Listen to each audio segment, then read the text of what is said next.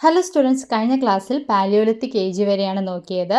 ആ വീഡിയോയുടെ ലിങ്ക് ഡിസ്ക്രിപ്ഷനിൽ കൊടുത്തിട്ടുണ്ട്. ഇന്ന് നമ്മൾ പഠിക്കാനായിട്ട് പോകുന്ന അടുത്ത ടോപ്പിക്ക് മധ്യശിലായുഗം അഥവാ മെസോലിത്തിക് ഏജ് ആണ്. പാലിയോലിത്തിക് ഏജിൻ്റെയും നിയോലിത്തിക് ഏജിൻ്റെയും ഇടയിലുള്ള കാലഘട്ടമാണ് മെസോലിത്തിക് ഏജ് എന്ന് പറയുന്നത്.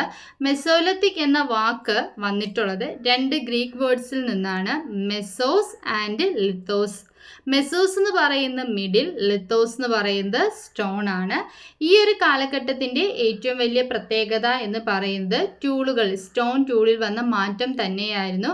വളരെ സൂക്ഷ്മമായിട്ടുള്ള അല്ലെങ്കിൽ വളരെ ചെറുതായിട്ടുള്ള ടൂൾസ് ആണ് ഈ ഒരു കാലഘട്ടത്തിൽ ഉപയോഗിച്ചുകൊണ്ടിരുന്നത്. പൊതുവെ അവയെ മൈക്രോലിത്തിക്സ് അഥവാ സൂക്ഷ്മശിലകൾ എന്നാണ് വിളിച്ചിരുന്നത്. പലയിടങ്ങളിലും പാലിയോലിത്തിക് ഏജിന്റെ അവസാന ഘട്ടമാകുമ്പോൾ തന്നെ മനുഷ്യരുടെ ആശയവിനിമയത്തിൽ ഒരുപാട് മാറ്റങ്ങൾ വന്നിട്ടുണ്ട്. എന്നാൽ ഇന്ത്യയിൽ ഈ ഒരു മാറ്റം വന്നത് മെസോലിത്തിക് ഏജിന്റെ കാലഘട്ടത്തിലാണ്. തന്നിരിക്കുന്ന പിക്ചേഴ്സ് ഇന്ത്യയിലെ മധ്യശിലായുഗത്തിന്റെ തെളിവാണ്.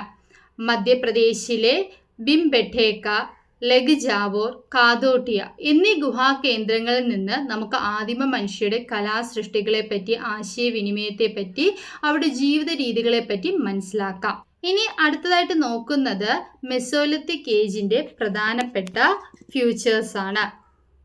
First one, use of a microlithics or very small stone tools, അതായത് മൈക്രോലിത്തുകൾ അഥവാ സൂക്ഷ്മശില ആയുധങ്ങളുടെ ഉപയോഗം. പിന്നെ പാലിയോലിത്തിക് ഏജിൽ ഹണ്ടിങ്ങും ഗ്യാതറിങ്ങുമായിരുന്നു. എന്നാൽ ഈ ഒരു മെസോലിത്തിക് ഏജിലേക്ക് വരുമ്പോൾ ഫിഷിങ്ങും കൂടെ അവർ സ്റ്റാർട്ട് ചെയ്തിട്ടുണ്ട്. ഡൊമസ്റ്റിക്കേഷൻ ഓഫ് ആനിമൽസ് ഈ ഒരു പീരീഡിൽ സ്റ്റാർട്ട് ചെയ്തു.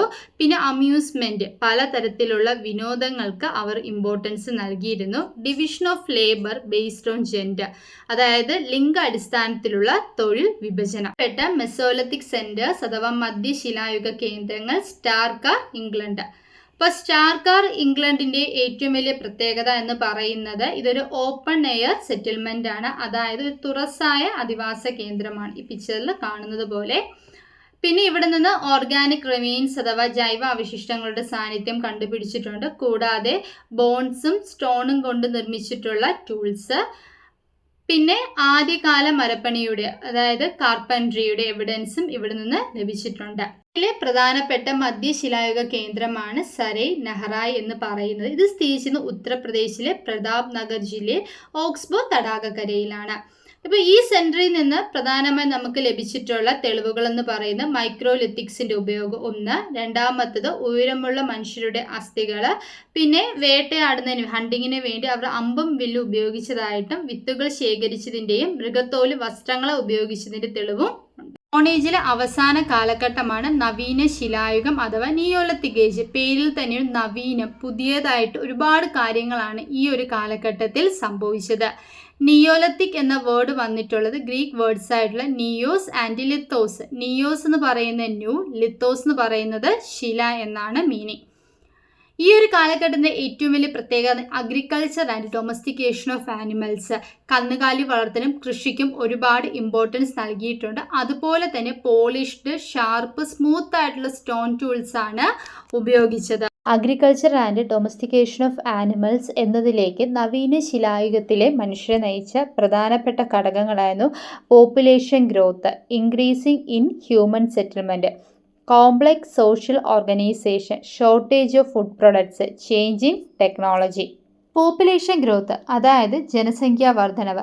നവീന ശിലായുഗത്തിലെ ജനസംഖ്യാ വർധനവ് കൃഷിയിലേക്കും ഡൊമസ്റ്റിക്കേഷൻ ഓഫ് ആനിമൽസിലേക്ക് നയിച്ച ഒരു പ്രധാനപ്പെട്ട ഘടകമാണ്.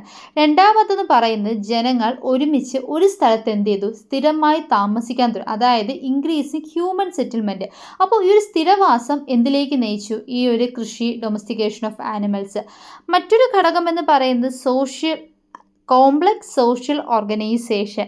ജനങ്ങൾ ചേർന്ന് പ്രവർത്തിച്ചു, ജോലികൾ എന്ത് ചെയ്ത് വിഭജിച്ച് നൽകി സംഘടിത സമൂഹങ്ങൾ രൂപപ്പെട്ടു. അടുത്തത് ഷോർട്ടേജ് ഓഫ് ഫുഡ് പ്രോഡക്ട്സ്.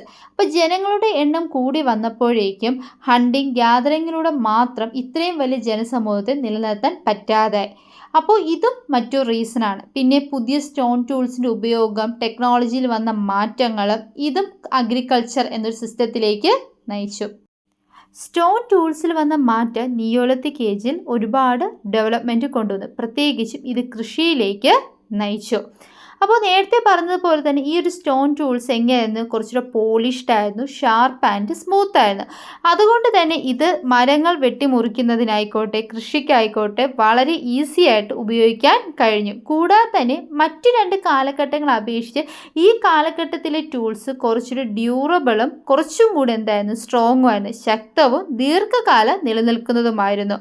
നിലം ഉഴുതിടാനും കൃഷിക്കുമായിട്ടൊക്കെ ഉപയോഗിച്ച്. അപ്പോൾ ഈ ഒരു സ്റ്റോൺ ടൂൾസിൽ വന്ന മാറ്റം ഒരു എന്തിലേക്ക് നയിച്ചു, ഹ്യൂമൻ സെറ്റിൽമെൻറ്റിലേക്ക് നയിച്ചു. അതായത് സ്ഥിരവാസത്തിലേക്ക് ജനങ്ങളെ നയിച്ചു. ഡൊമസ്റ്റിക്കേഷൻ ഓഫ് ആനിമൽസിന് പുറമെ അവർ പോട്രി മേക്കിംഗ്, വേവിംഗ് എന്നീ തൊഴിലുകൾക്ക് ഇമ്പോർട്ടൻസ് നൽകി. അതായത് ഈ ഒരു കാലഘട്ടത്തിലാണ് എന്ത് ഇൻട്രൊഡ്യൂസ് ചെയ്തത്, കളിമൺ പാത്രങ്ങളുടെ നിർമ്മാണം അഥവാ പോട്രി മേക്കിങ്ങും വേവിംഗ്, നെയ്ത്തും തുടങ്ങിയത്. അപ്പോൾ ഇതൊക്കെ നയിച്ചത് ഒരു സെറ്റിൽഡ് ലൈഫിൽ ഒരു സാമൂഹിക രൂപീകരണത്തിലേക്കായിരുന്നു. അതുകൊണ്ട് തന്നെ സ്റ്റോൺ ഏജിൽ ഒരു പ്രധാനപ്പെട്ട കാലഘട്ടമാണ് നിയോളിത്തിക് ഏജ് അഥവാ നവീന ശിലായുഗം എന്ന് പറയുന്നത്. കാരണം മനുഷ്യരുടെ ജീവിതത്തിലെ ഏറ്റവും കൂടുതൽ പുരോഗതികൾ വന്ന് ഒരു സെറ്റിൽഡ് ലൈഫ് ആരംഭിച്ചത് ഈ ഒരു കാലഘട്ടത്തിലാണ്.